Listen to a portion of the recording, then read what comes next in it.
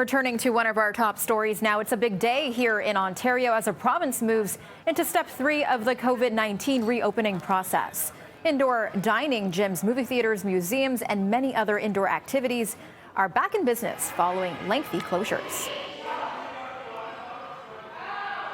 Richard Southern joins us now. And Richard, get your popcorn ready. You can finally go to the movies again.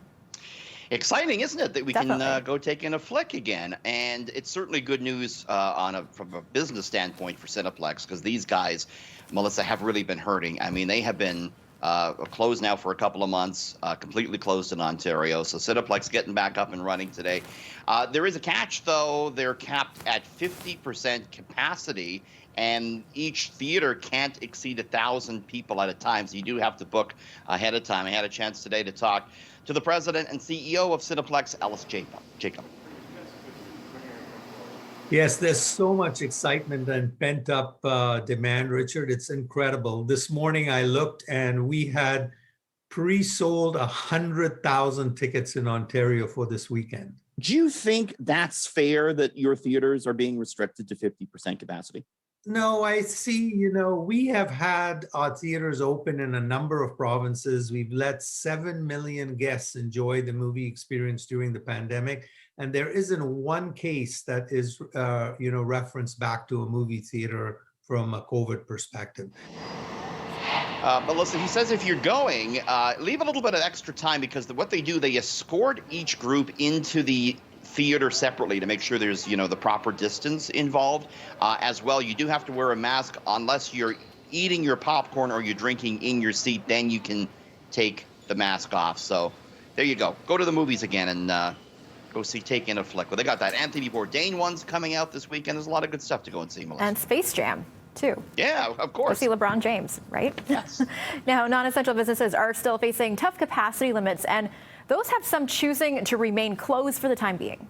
Yeah, not all businesses are cheering stage 3, step 3, that's for sure. A lot just say, hey, it's still not worth it to open. And the Garrison is one of them. It said it's going to be keeping its doors closed until the end of September.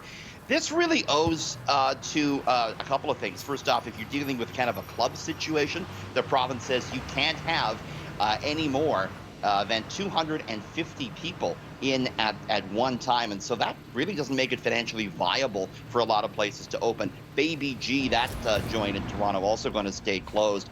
Other venues are deciding to reopen, but with some changes. For example, Cruise and Tango, the historic drag bar, says it will have its shows inside, but they're not allowing anyone on the dance floor, owing, Melissa, to those distancing requirements that are in place. Okay, now it could soon be last call for a well-known Toronto pub. And it's right next to you. It's where the city news crew sometimes goes for a tipple. Right. The Imperial. The Imperial. Really? That's a sad one.